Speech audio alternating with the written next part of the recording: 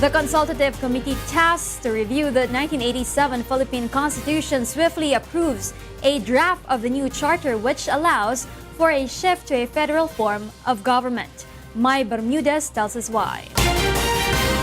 Make a motion now that this body will approve the proposed recommendations of the Constitutional Committee for the adoption of the federal system of government for the Republic of the Philippines. Mr. Chairman, Mr. Chairman. I second the motion.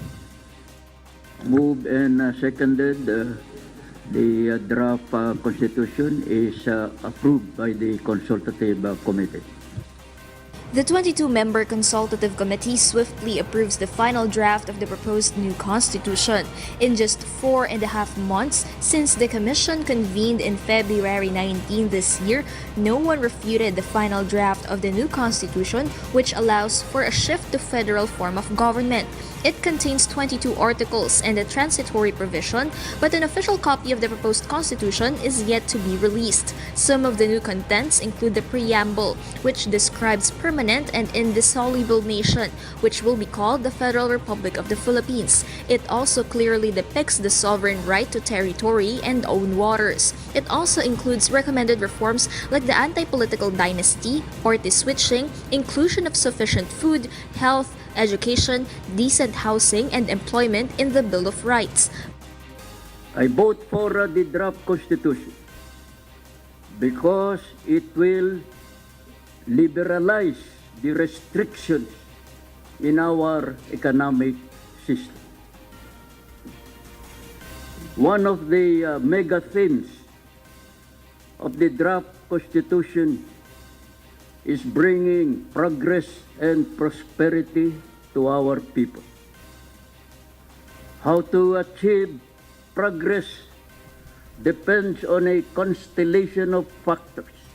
But critics quickly pounce on the proposal. One of them is former Solicitor General Florin Hilbay, who warned in his Twitter account that the approved new charter is dangerous as it will pave the way to the repetition of Marcos dictatorship. However, a ConCom member assures they have placed safeguards to prevent abuse.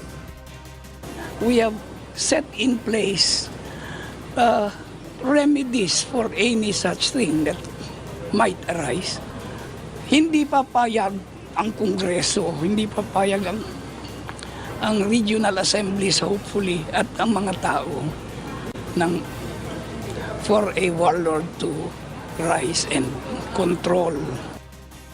The approved final draft will be submitted to President Rodrigo Duterte, who will in turn transmit it to the Congress. According to Presidential Spokesperson Secretary Harry Roque, the chief executive will encourage his party mates to closely study the proposal.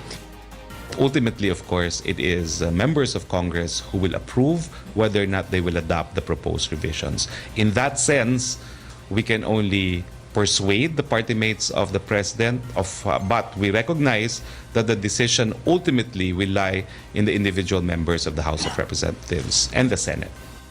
The administration is also confident that majority of the legislators will vote in favor of the proposal. Mai Bermudez, UNTV News and Rescue, Pasay City.